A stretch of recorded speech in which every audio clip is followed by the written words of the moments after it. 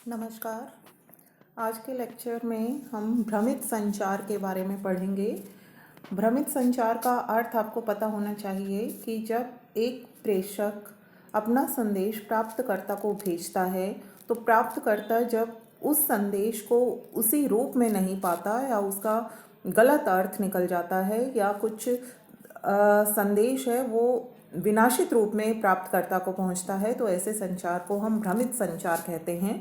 भ्रमित संचार कुछ अवरोधों से प्रभावित होता है, तो कुछ बैरियर से प्रभावित होता है, जिस वजह से जो संचार है वो सही रूप में नहीं हो पाता। भेजे जाने वाले संदेश का गलत अर्थ हो जाता है या जिस अर्थ में प्रेषक उसे भेजता है उसका अर्थ रास्ते में कहीं खो जाता है। तो इस प्रकार के संचार को हम भ्रमित संचार कहते हैं। भ्रमित संचार या अवरोध क्यों उत्पन्न होता है, इसके क्या क्या कारण हैं? इसमें सबसे मुख्य कारण तो है कि जब हम संदेश की रचना करते हैं या कोई प्रेषक संदेश बनाता है तो वो अनिर्णय की स्थिति में हो सकता है। जो संदेश की रचना है वही सही नहीं होती, प्रेषक को या जो रचनाकार है उसको विषय वस्तु की जानकारी नहीं होती, वो अपने विचारों को व्यक्त करने में सक्षम नहीं हो पाता। तो संदेश है जिस रूप में जो संदेश वो देना चाहता है, जो मैसेज वो देना चाहता है, जो भावना वो व्यक्त करना चाहता है, वो व्यक्त नहीं कर पाता। इसका बहुत सारे कारण हो सकते हैं कि विचार व्यक्त करने में जो कमी रह गई, जो एक संदेश की रचना में कमी रह गई, उसका कारण ये हो सकता है कि प्रेषक है, जो रचनाकार है, उसको भाषा का ज्ञान नहीं है, उसके पास शब्द भंडार की कमी है, जिसकी वजह से उसका जो व्याकरण है, जो उसकी वोकेबलरी है वो सही नहीं है। जो पंक्चुएशन मार्क्स हैं उनका वो सही प्रयोग नहीं कर पा रहा। जहाँ पे ठहराव आता है मौखिक संदेश में, वो ठहराव, वो रुकावट वो नहीं ला पाता है। इस वजह से संदेश का रूप बिगड़ जाता है। कई बार उसकी मानसिक स्थिति इस प्रकार से होती है कि वो अपने विचार व्यक्त करने से डर जाता है, इस वजह से वो जो कहना चाह रहा है वो नहीं कह पाता है। एक कारण हो सकता है कि संदेश के संवहन में समस्या हो सकती है। जो प्रेषक के तरफ से जो समस्या हो सकती है कि जब मौखिक संदेश है, आपस में विचार विमर्श दो लोग कर रहे हैं, एक प्रेषक है वो अपना मैसेज प्राप्तकर्ता को मौखिक रूप से दे रहा है, फेस टू फेस बात कर रहे हैं, उस समय डिस्टर्बेंस है, उस समय बहुत ज़्यादा शोर शराबा है, जिस वजह से संचार सही नहीं हो पाता है। जब हम फ़ोन पर बात कर रहे हैं तो नेटवर्क की समस्या हो सकती है। जो प्रेषक है बहुत धीमी ध्वनि में बोल रहा है। जब हम लिखित संदेश की बात करें तो हैंडराइटिंग इस तरह की है कि समझ में नहीं आ रही है। यदि कोई फोटोकॉपी है, कोई डॉक्यूमेंट है, तो उसका प्रिंट इस प्रकार का है कि वो सही ढंग से पढ़ने में नहीं आ रहा है। तो इस प्रकार से संदेश के संवहन में समस्या हो सकती है। प्राप्तकर्ता की ओर से संदेश की प्राप्ति में कुछ समस्या हो सकती है कि प्राप्तकर्ता को जब संदेश मिलता है उस समय उसका स्वास्थ्य ठीक नहीं है, उसके सुनने में कुछ असुविधा हो सकती है। उसको जब लिखित संदेश मिला तो उसको दृष्टि दोष हो सकता है, कम रोशनी हो सकती है, शोर हो सकता है, जिस वजह से वो संदेश को ढंग से पढ़ नहीं पा रहा है या सुन नहीं पा रहा है। तो प्राप्तकर्ता की मनस्थिति इस प्रकार की है कि वो संदेश को, मानसिक स्थिति इस प्रकार की है कि वो संदेश को ढंग से समझने की अवस्था में नहीं है। तो यह एक संदेश को भ्रमित अवस्था में लाने के लिए पर्याप्त है। संदेश की व्याख्या में समस्या हो सकती है, संदेश समझने में समस्या हो सकती है प्राप्तकर्ता को, कि प्राप्तकर्ता प्रेषक ने जिस प्रकार की भाषा का प्रयोग किया है, जिस प्रकार की उसने एक शब्द भंडार का प्रयोग किया है, ग्रामर का प्रयोग किया है, वो प्राप्तकर्ता की समझ में नहीं आ पा रहा है। तो अपनी तरफ से तो प्रेषक ने सही संदेश भेजा, परंतु क्योंकि दोनों का एक लेवल अलग अलग है, इस वजह से प्राप्तकर्ता को समझने में समस्या है। भाषा का अंतर हो सकता है, जिस भाषा में प्रेषक ने संदेश भेजा है प्राप्तकर्ता हो सकता है उस भाषा को नहीं समझ पा रहा हो, सही अनुवाद उसका नहीं हो पा रहा हो, तो इससे संदेश भ्रमित हो जाएगा। और प्रेषक और प्राप्तकर्ता दोनों पक्षकारों के बीच दूरी हो सकती है, भौगोलिक दूरी हो सकती है। भौगोलिक दूरी नहीं है तो दोनों की आयु में, उनके स्टेटस में, उनके डेजिग्नेशन में, उनकी कार्यप्रणाली में कुछ एक अंतर हो सकता है, जिस वजह से संचार कठिन हो सकता है या संचार भ्रमित हो सकता है। तो ये सब संचार को भ्रमित बनाने के कारण थे, जिस वजह से कुछ अवरोध थे, जिस वजह से संचार है वो सही रूप में नहीं हो पाता है। जो अपनी भावना को अभिव्यक्त करना चाहता था प्रेषक, प्राप्तकर्ता उस भावना को, उस अभिव्यक्ति को समझ नहीं पाता है। अब हम देखेंगे कि जो अवरोध हैं, जो भ्रमित संचार के कारण हैं, वो जिन्हें हम अवरोध कह रहे हैं, वो किस किस प्रकार के हो सकते हैं। भ्रमित संचार के कारण में जो सबसे मुख्य प्रकार है, भ्रमित अवरोधों के प्रकार में जो सबसे मुख्य है वो है व्यक्ति संबंधी अवरोध। व्यक्ति संबंधी अवरोध का मतलब है कि जो एक संगठन में व्यक्ति काम करते हैं, उनकी जो एक डेजिग्नेशन है, उनकी मनस्थिति है, उनका जो व्यवहार है, नेचर है, वो किस तरह का है। इसमें हम दो लेवल्स में एक संगठन के व्यक्तियों को बांटते हैं। एक होते हैं वरिष्ठ अधिकारी और एक होते हैं अधीनस्थ। जो वरिष्ठ अधिकारी हैं, जो बॉस हैं, जो उच्च अधिकारी हैं, उनका व्यवहार कई बार इस प्रकार का होता है कि वो संचार को अधिक महत्व नहीं देते हैं। उनको जो अपने अधीनस्थों से सूचनाएं मिलती हैं या जो सुझाव मिलते हैं, वो उसे बहुत ज़्यादा सीरियसली नहीं लेते हैं, जिससे संचार में बाधा उत्पन्न होती है। हर एक व्यक्ति संगठन में क्या चाहता है? प्रमोशन चाहता है, उच्च स्थान प्राप्त करना चाहता है। तो हर एक व्यक्ति अपनी कमजोरियों को छिपाना चाहता है। अपनी कमजोरियों को, अपनी गलतियों को छुपाने के चक्कर में क्या होता है, संचार सही तरीके से नहीं हो पाता। कई बार एक प्रॉपर चैनल होता है कि जो एक ऑर्डर्स होते हैं, आदेश होते हैं, वो ऊपर से नीचे की ओर जाएंगे और जो सुझाव है, रिक्वेस्ट हैं, वो नीचे से ऊपर की ओर चलती हैं ज़्यादातर संगठन में। तो जो प्रॉपर चैनल है उसका अनुसरण करना कई बार इमरजेंसी में संभव नहीं हो पाता है। कुछ लोग ऐसे होते हैं जो लकीर के फकीर होते हैं। उनको हर एक समय जो संचार है वो उपयुक्त चैनल से चाहिए, प्रॉपर चैनल से चाहिए।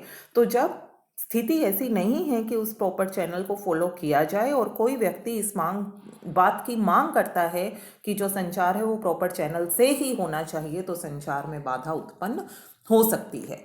उच्च अधिकारियों के पास बहुत ज़्यादा समय नहीं होता, बहुत ज़्यादा वो संचार की तरफ ध्यान नहीं दे पाते हैं। इस वजह से वो संचार की उपयोगिता नहीं समझ पाते हैं, तो संचार में रुकावट उत्पन्न होती है। अधीनस्थों की तरफ से अधीनस्थ डरते हैं कि वो जो अपनी बात अपने बॉस से कहना चाहते हैं, उच्च अधिकारियों से कहना चाहते हैं, वो उसे सही रूप में कह पाएंगे, प्रस्तुत कर पाएंगे या नहीं कर पाएंगे। और यदि उन्होंने अपनी तरफ से सही रूप में प्रस्तुत किया है, तब भी क्या उच्च अधिकारी उसे पॉजिटिवली लेंगे या नहीं लेंगे। इसी चक्कर में वो क्या करते हैं, तथ्यों को छुपाने लगते हैं, वो संचार को अवॉइड करने लगते हैं, वो कम्युनिकेशन में ज़्यादा इंटरेस्ट नहीं दिखाते हैं। उनको जो अधीनस्थ हैं उनके लिए बहुत ज़्यादा मोटिवेशन नहीं मिलता अधिकारियों की तरफ से कि वो संचार करें। क्यों? क्योंकि उच्च अधिकारी उन्हें प्रेरणा नहीं देते, उच्च अधिकारी उन्हें मोटिवेट नहीं करते अपनी बात कहने को, तो इससे संचार में बाधा उत्पन्न हो सकती है। दूसरी जो बाधा है संचार में वो क्या हो सकती है, स्थान संबंधी हो सकती है कि जिस स्थान पर हम कम्युनिकेट कर रहे हैं, जिस वातावरण में हम कम्युनिकेट कर रहे हैं, वो वातावरण संचार के लिए प्रॉपर नहीं है। जो भौतिक अवस्थाएं हैं वो दोषपूर्ण हैं। बहुत ज़्यादा शोर हो रहा है कमरे में, रोशनी नहीं है, रोशनी की उत्तम व्यवस्था नहीं है, बाहर से बहुत ज़्यादा डिस्टर्बेंस आ रही है, ट्रैफिक की आवाज़ आ रही है, साथ वाले ऑफिस में शोर हो रहा है, बार बार कोई अंदर आ रहा है, बाहर जा रहा है। तो इस तरह की स्थिति में क्या होगा, कम्युनिकेशन सही तरीके से नहीं हो पाएगा। तो जो कम्युनिकेशन जिस स्थान पर हो रहा है वो स्थान अनुकूल होना चाहिए, उस स्थान की अवस्थाएं अनुकूल होनी चाहिए कम्युनिकेशन करने के लिए।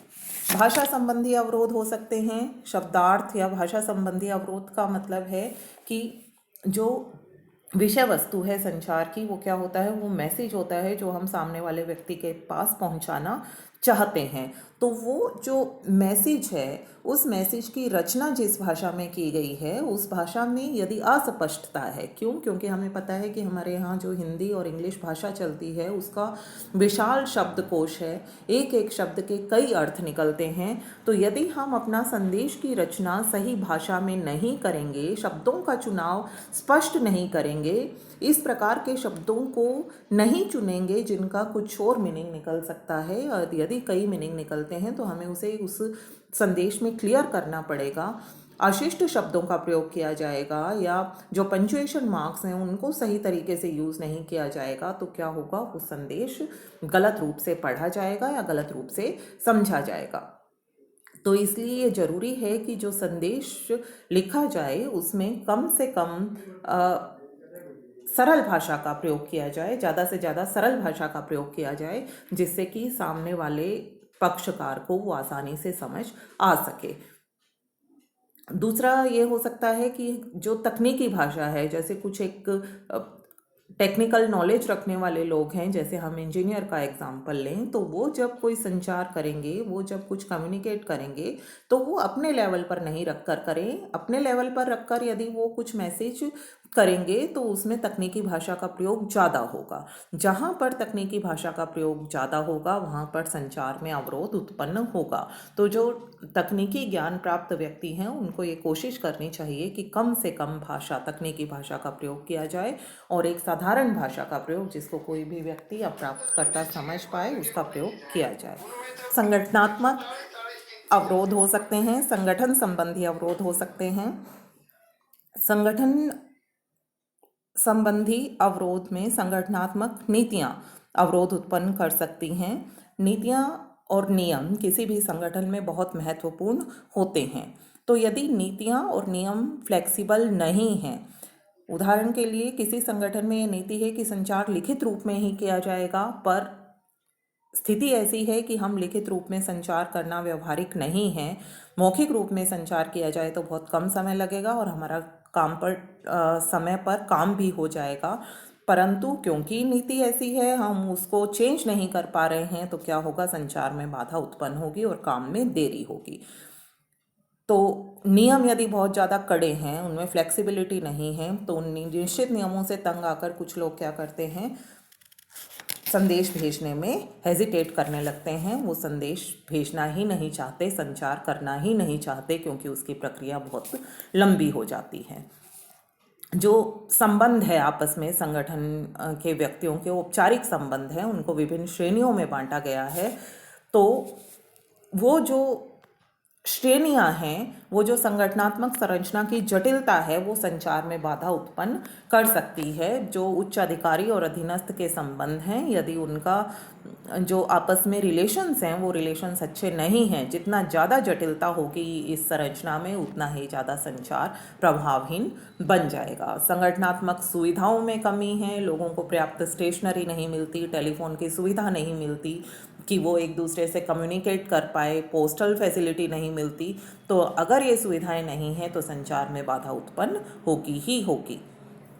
भावनात्मक अवरोध हो सकते हैं कि जो नेगेटिविटी है, जो उच्च अधिकारियों की नेगेटिविटी है, जो उनके पूर्वाग्रह हैं, वो सूचना प्राप्त करने से पहले ही उसका अर्थ निकाल लेते हैं और उसका नेगेटिव मतलब निकालते हैं। बिना मूल्यांकन के वो यदि परिणाम घोषित कर देते हैं तो इससे क्या होगा, जो सूचना भेजने वाले हैं उनका उत्साह कम हो जाएगा, उनका मोटिवेशन कम हो जाएगा। यदि जो संस्था में व्यक्ति काम करते हैं उनका शॉर्ट टेम्पर्ड हैं, बहुत जल्दी अपना मानसिक संतुलन खो देते हैं, क्रोधित हो जाते हैं, तो जो टू वे कम्युनिकेशन है वो पॉसिबल नहीं होगा। मानसिक दृष्टि से अस्वस्थ व्यक्ति है तो वो उस संदेश को ढंग से समझ ही नहीं पाएगा। एक और कारण हो सकता है कि सूचना, जब हम मौखिक सूचना भेजते हैं, मौखिक संदेश भेजते हैं, मौखिक संचार करते हैं, उसमें जितना ज़्यादा सूचना का हस्तांतरण होगा उतनी ज़्यादा सूचना की क्षति होगी। एक व्यक्ति से दूसरे व्यक्ति के पास, दूसरे व्यक्ति से तीसरे व्यक्ति के पास, तीसरे से चौथे के पास जब सूचना जाती है तो उस सूचना की फॉर्म चेंज होती जाती है। यह आपने अपनी सामान्य जीवन में भी देखा होगा कि जो बात हम कह रहे हैं दूसरे व्यक्ति को, दूसरा व्यक्ति जब तीसरे से कहेगा वो उसे किसी और रूप में कहेगा। तो यह संचार में एक बहुत बड़ी रुकावट है और इसे दूर किया जाना चाहिए। ये थे अवरोधों के प्रकार। अब हमें देखना है कि जो अवरोध हैं या जो भ्रमित संचार के कारण हैं, हम उन्हें दूर कैसे कर सकते हैं, रुकावटों को हम कैसे दूर कर सकते हैं जिससे कि संचार का वांछित लाभ हमें मिल सके। इसके लिए सबसे पहली जो ज़रूरत है वो ये है कि प्रेषक को अपने उद्देश्य स्पष्ट रखना चाहिए। उसे पता होना चाहिए कि जो वो संचार कर रहा है उस संचार से उसे किस उद्देश्य की प्राप्ति होनी है, वो किस उद्देश्य को प्राप्त करना चाहता है, उसकी आवश्यकता क्या है। यदि वो इस आवश्यकता को ढंग से स्पष्ट कर पाएगा तो वो जो सूचना है उसको सही रूप में कम्युनिकेट कर पाएगा। साथ ही हमें श्रोताओं को या प्राप्तकर्ता को ये बताना पड़ेगा कि हम ये सूचना उन्हें क्यों दे रहे हैं, हम उनसे क्या चाहते हैं। यदि हम अपने संदेश में, अपने सूचना में सामने वाले पक्षकार को ये क्लियर कर देंगे कि हमें आपसे क्या सूचना चाहिए, हम इस सूचना क्यों मांग रहे हैं, हम इससे क्या उद्देश्य पूरा करना चाहते हैं, तो प्राप्तकर्ता के लिए आसानी हो जाएगी और वो ढंग से उसको प्रत्युत्तर कर पाएगा और संचार अच्छा होगा। सरल भाषा का प्रयोग करना चाहिए। बार बार ये पॉइंट आता है कि जो बाधा है, सबसे मेन बाधा जो होती है वो हमारी भाषा की होती है, चाहे लिखित संदेश है चाहे मौखिक संदेश है। जब भी हम संचार कर रहे हैं तो हमारी भाषा सरल होनी चाहिए, समझने योग्य होनी चाहिए और प्राप्तकर्ता के स्तर की होनी चाहिए। प्राप्तकर्ता के स्तर पर जाकर प्रेषक को सूचना की रचना करनी चाहिए। बहुत सारे उदाहरण देकर एक्सप्लेन करना चाहिए। यदि हम बहुत ज़्यादा क्लिष्ट भाषा का, बहुत ज़्यादा मुश्किल भाषा का प्रयोग करेंगे तो हो सकता है संचार में बाधा आए। साथ ही जो हम सूचना भेज रहे हैं उसमें हमें अनावश्यक तथ्यों को शामिल नहीं करना चाहिए। हमें सूचना में केवल उन्हीं तथ्यों को शामिल करना चाहिए जो हमारे उद्देश्य की प्राप्ति के लिए आवश्यक है। तो हमें अप टू द पॉइंट बात करनी चाहिए। सूचना में उन्हीं तथ्यों को शामिल करना चाहिए जो कि हमारी आवश्यकताओं को पूरा करेंगे। अनावश्यक रूप से विचारों को उसमें यदि हम शामिल करते हैं तो वो क्या हो जाएगा, वो रुचिकर नहीं रहेगी, प्राप्तकर्ता की उसमें रुचि कम हो जाएगी और संचार में बाधा उत्पन्न होगी। नई सूचनाओं को अपने संदेश में हमें ऐड करना चाहिए जिससे कि जो प्राप्त करता है उसको नई बातों का ज्ञान हो सके और वो जो हम उससे चाहते हैं वो हमारी उसमें सहायता कर सके, हमारी आवश्यकताओं को, हमारे उद्देश्य को पूरा करने में।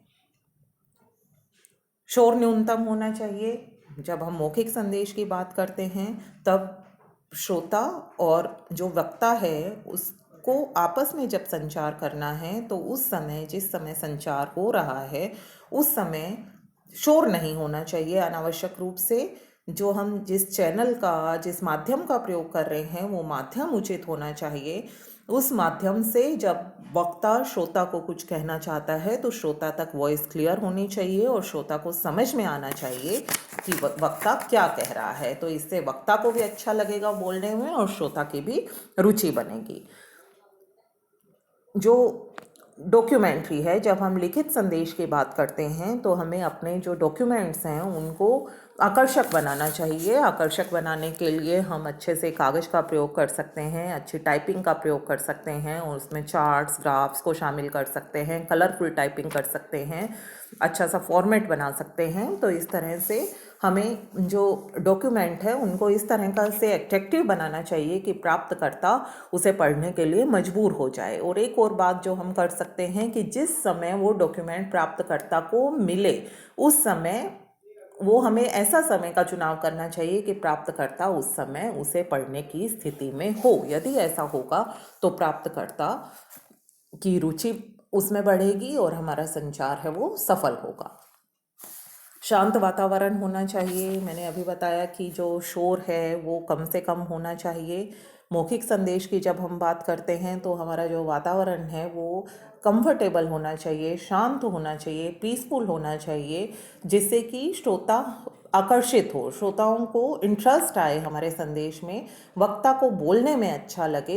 यदि ऐसा नहीं है, यदि बहुत ज़्यादा शोर हो रहा है, बहुत ज़्यादा डिस्टर्बेंस हो रही है, तो वक्ता कुछ बोल रहा है और श्रोता उसका कुछ अलग मतलब निकाल रहे हैं, वो अंदाजे से बात कर रहे हैं, तो इस तरह से जो डिस्टर्बेंस है वो मिनिमम होना चाहिए, वातावरण है वो बहुत ही शांत होना चाहिए और आरामदायक होना चाहिए, प्रेषक के लिए भी और प्राप्तकर्ता के लिए भी।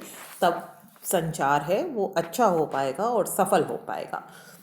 लास्ट जो पॉइंट है वो है फीडबैक, प्रतिपुष्टि। प्रतिपुष्टि आपको पता है कि हम सामने वाले को, हम कुछ बात कह रहे हैं, बदले में सामने वाले को यदि किसी प्रकार का कोई क्वेरीज हैं, किसी प्रकार का कोई डाउट है, तो उसे इतना हमें अवसर देना चाहिए कि वो उन क्वेरीज को, उन डाउट्स को क्लियर कर पाए, वो समझ पाए। यदि कुछ हमसे पूछना चाहता है तो उसे पूछने का मौका देना चाहिए। मौखिक संदेश में ये बड़ा इजीली हो सकता है क्योंकि फेस टू फेस बात हो रही है या किसी कम्युनिकेशन मोड से बात हो रही है, तो ऐसा नहीं है कि एक पक्षकार बोलता रहे और दूसरा पक्षकार सुनता रहे, दूसरे को बोलने का मौका ना दिया जाए, उसे भी पूरा मौका दिया जाना चाहिए। यदि किसी प्रकार की कोई उसकी क्वेरीज हैं, किसी प्रकार का कोई डाउट है, तो वो उसको क्लियर कर पाए। लिखित संदेश में कम्युनिकेशन पूरा होना चाहिए। जो हमने अपना संदेश भेजा है, जो हमने अपना मैसेज भेजा है, उस मैसेज का जवाब सामने वाली पार्टी लिखित में या मौखिक रूप से आपको दे पाए, और यदि उसमें कोई डाउट है तो वो आपसे पूछ पाए। इस प्रकार का अवसर प्राप्तकर्ता को देना चाहिए, तब संचार बहुत अच्छे से हो पाएगा और संचार सफल हो पाएगा। Thank you.